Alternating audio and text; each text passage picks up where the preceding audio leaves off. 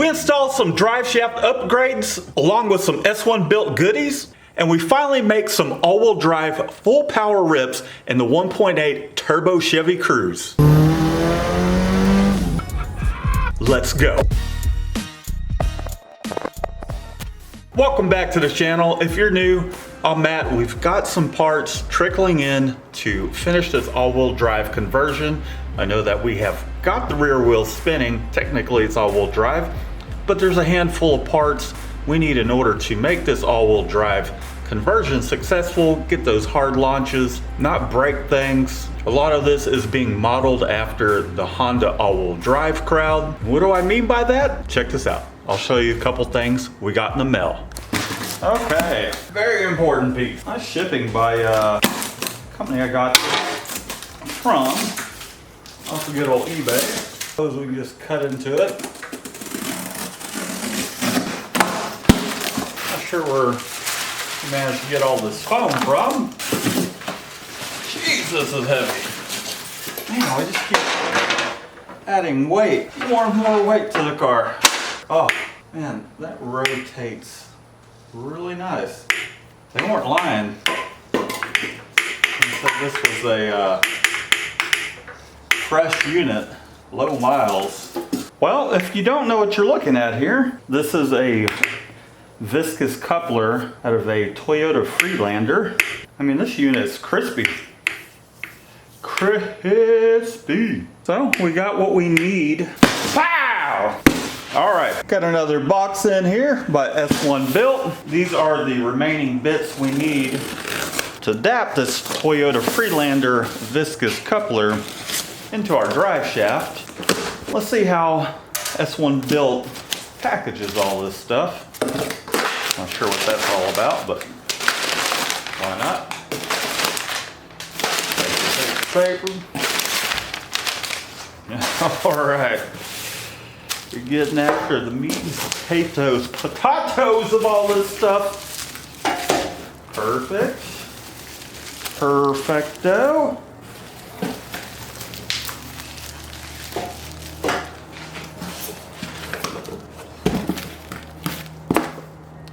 Little thank you card here. Cool stuff. All right. So what we ordered is a couple new carrier bearings, because why not? Even though the bearings on that Freelander viscous coupler are in pretty good shape, these should help reduce some of that weight a little bit. So we got a couple fresh units here. I think you have to buy these individually.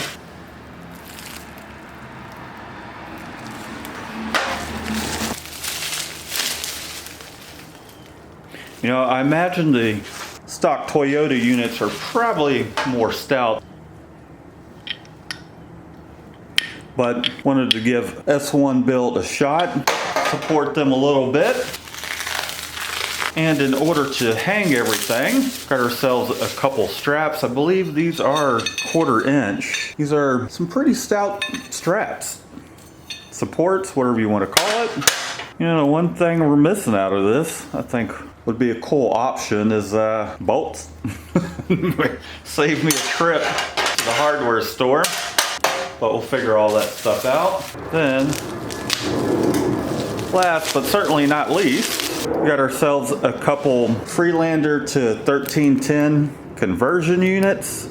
I'm not sure if this is a special product that they make in particular, but with that Freelander viscous coupler, the stock U-joints just unbolt. These things will slide on, bolt in. You can see a bolt under here. I don't want to take this tape off so things don't disappear. I'm going to leave this other one. So we got a couple of those. We'll leave that in the package. Those look like a grease type 1310. All right, let's crawl under the car and see if we can't remove the old drive shaft. Well, it's new. Pull out our new drive shaft. There's really not any miles on this drive shaft. So let's pull the drive shaft out, perhaps mock up where this viscous coupler will go, kind of check things out, get an idea for our straps. we'll take the drive shaft to Houston Driveline, whatever it's called, get this thing finalized, figure out what we need to do in order to mount all this. I imagine there's going to be some welding involved, so let's get after it. This will be a pretty simple process. Got my strap here, bar, whatever you want to call it, holding in the drive shaft there. We already have the rear unbolted. It's our rear differential. It's just kind of hanging out back there. And then up here at the transfer case, we have 4 5/8 inch bolts, bolt heads. I think it's 1/2 inch. It's got these 4 bolts holding it here at the adapter. So I'm gonna go ahead and remove that, and then we'll see what things look like here with the viscous, just to get an idea, and then we'll run things off to the drive shaft shop. We got the drive shaft out, just trying to get an idea how they put this thing together, communicate to the drive shaft shop. But I'll see what they say about it. Last time I had suggestions, they're like, well, let's do it this way because it would be better. So we shall find out. This is the front section that angles down from the transfer case. The side definitely will be shorter, but I imagine they just splice it in right there, shorten this down, put this over here, give us about 30 inches on the other end. Let's load all this stuff up, take it to the drive shaft shop. Let's go.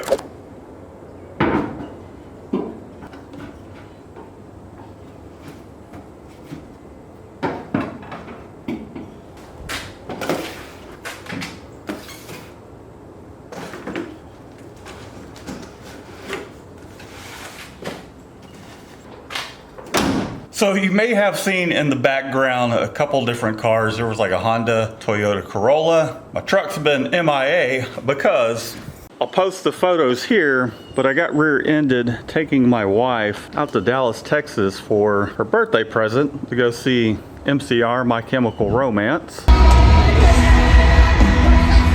And I got rear-ended and it completely busted my vehicle up. They had to replace the entire exhaust from the midpoint back. There was a touch of frame damage, which apparently it straightened it out a little bit. Just a touch. So they put it on a machine, and I think they did a decent job. The one thing I'm just not thrilled about, gap here's, maybe it's okay. I feel like it's a little wider up here because this whole thing was just kind of pushed in a little bit. But my biggest gripe, aside from their communication, this thing being gone for a month and a half, but man, it's hard to catch on camera. There's just a lot more orange peel, even though they use really good quality paint, than this side over here. I don't know if maybe you'll be able to tell by my reflection. This is the OEM side.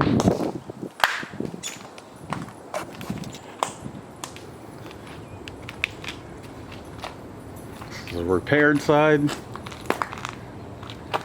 I think you get a little bit better of a scope of what's going on here.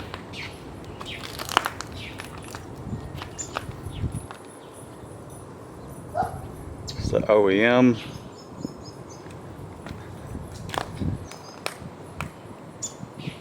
And they're finished. Imagine I could probably cut and buff it a little bit to get it a touch closer to the factory paint. But that's been a whole ordeal where I just couldn't even if I wanted to take the car to go anywhere and just like pause what I was doing on it, couldn't. Truck was gone. I'd have to rent something.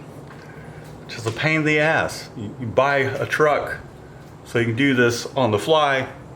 Well, stuff happens. I'm just happy to have it back. I guess it is what it is. All right, let's go to the drive shaft shop. All right, I just left Houston Drivetrain Services. Now that we have the drive shaft dropped off, something else I want to do, I'm going to pull this rear differential apart. I want to get an exact gear ratio, figure out what's in there. Best way to do that, I mean, we can rotate it, count all that stuff, but most accurate way is to count the teeth.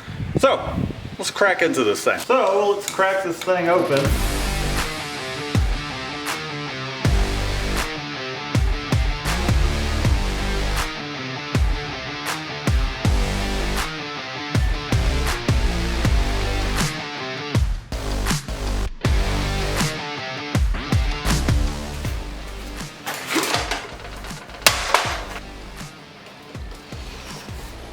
Got a O-ring style gasket, so that's pretty awesome.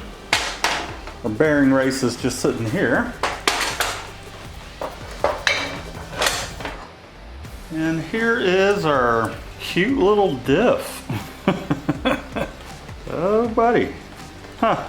Let me know what you think down below, how much power this will hold. Let me know below in the comments. It's about a 4.65 inch ring gear. Pretty tiny. Well, I'm going to hit this with the little brake clean. There is no gear to remove because this thing is fusion welded on. Clean it up.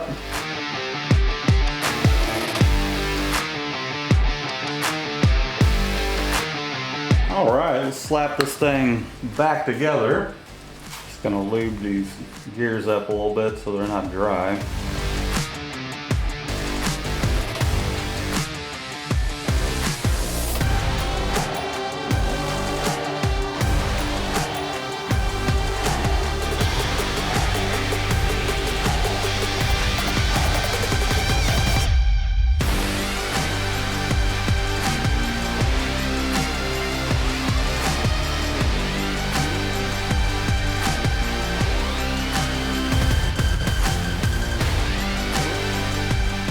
Well, we finally got the drive shaft back a couple days later, and there she is. What we decided and ended up going with is one of these flex joints here, another over there, not flex, but slip joints. I think you know what I mean. So I'm gonna pull this thing out, we'll shove it under the car. Hey, shut up!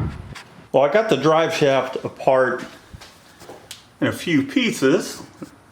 There's the other one over there, just to make it easier to figure out where I want this viscous coupler to go. And to serve as a guide, I got a string going from center to center. This thing is slightly offset, just kind of the nature of it because this. So we got that as our center point. Got some center lines drawn here. Let's make some marks. I need to cut things, figure out where we need to put our next two little mounts, which will be back here where this red line is, and we'll push on. All right, let's get this show on the road. I need to cut some brackets to hang the second bracket from, so.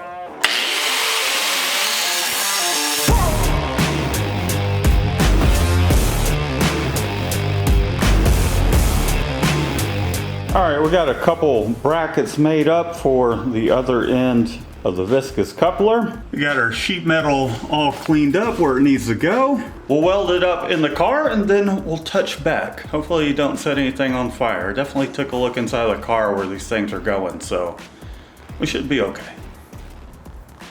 All right, we got our two brackets all nice and welded up. I'm definitely happier with how these welds came out. I did punch through the body a little bit there, so I had to fill it in.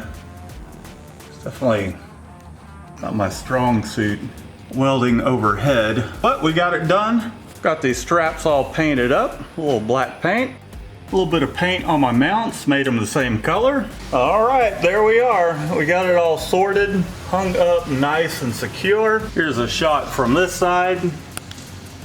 Looking pretty spiffy. All right, there's one last thing I want to do. I think this was like 27 bucks. Little fire extinguisher. Here's a little quick release attachment for said fire extinguisher. Billet aluminum deal. So I'm gonna go ahead and mount this up in the car.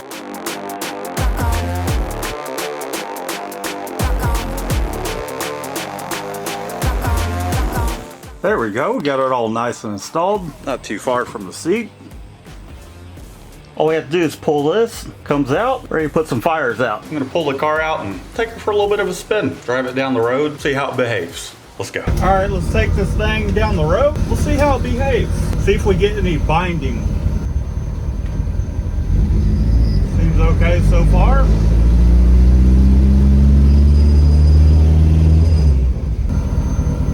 Seems all right. Guess we're about to find out.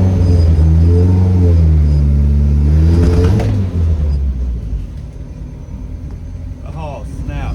Ugh, did y'all hear that?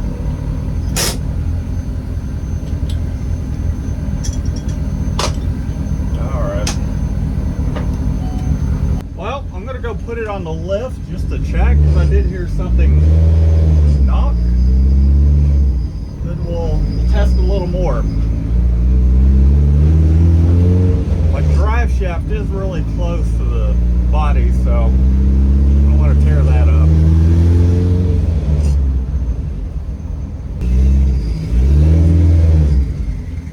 Well, it's definitely bumping right here. I did clearance it a little bit, yet our bushing, you know, this whole thing, when you apply power to it, wants to go up. I think it's just paint it scraped off. Well, I was pushing really hard to get the car to the track, all-wheel drive, and we still have things to sort out. However, I did end up removing the back half of the drive shaft, and we took the car up there to the track.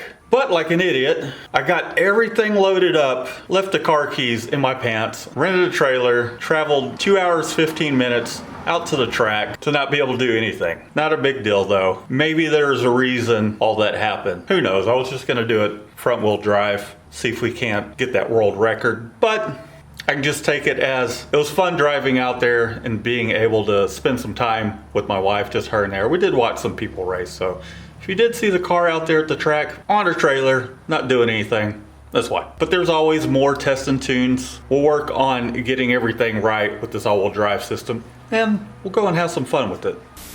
All right, everything's looking pretty good. Put a little dash of paint on that spot just to make sure we're not rubbing again. And I'm guessing, since this thing is mounted with just rubber bushings, this might be something we can do, or who knows, this might help save this rear end.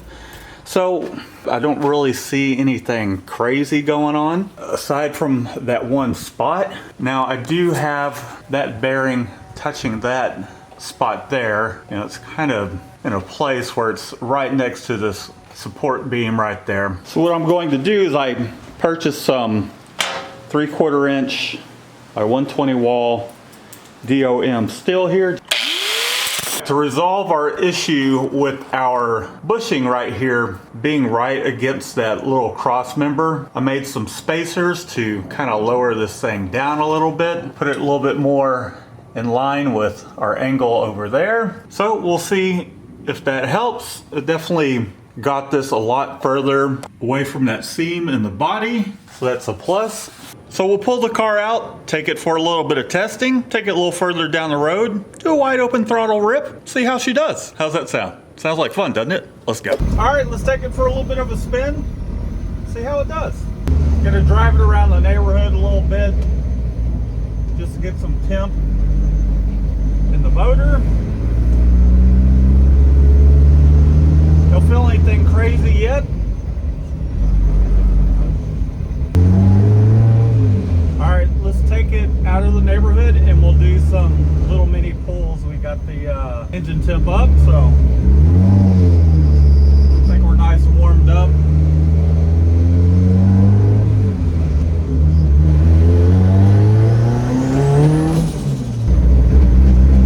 Alright, let's give it a little bit of a pull.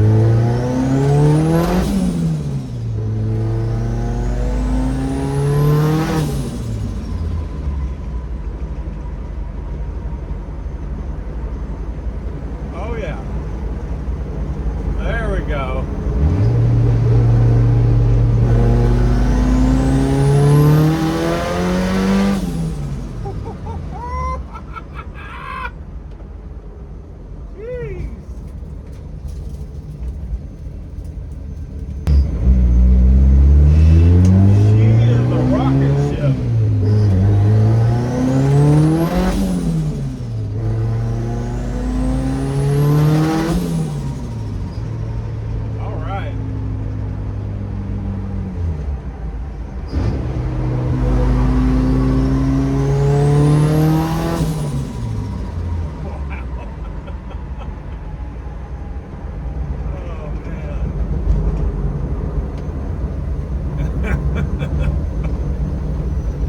want to do a whole lot more of that on the street, but she is cooking. Wow, that was a ton of fun. This car kind of feels like it just wants to tear itself apart. I don't know how to explain it other than that. It just scoots. Kind of just feels very raw. Anyhow, let's take a look under the car, see if anything funky is going on. Aside from that, I mean, she's all-wheel drive, doing her thing. Looks good to me, aside from the oil mess we made on our own. Nothing crazy's going on. No more rubbing there. No bolts coming out. Nothing really leaking aside from Chevy, you know, just weeping. Well, I think that's about going to do it for this episode. There's a few little small odds and ends I need to take care of. Give this video a thumbs up, a like. Give it a like. Be sure to drop a comment down below. Sub if you haven't. And boys and girls, we'll see you in the next one. Peace out. Peace out.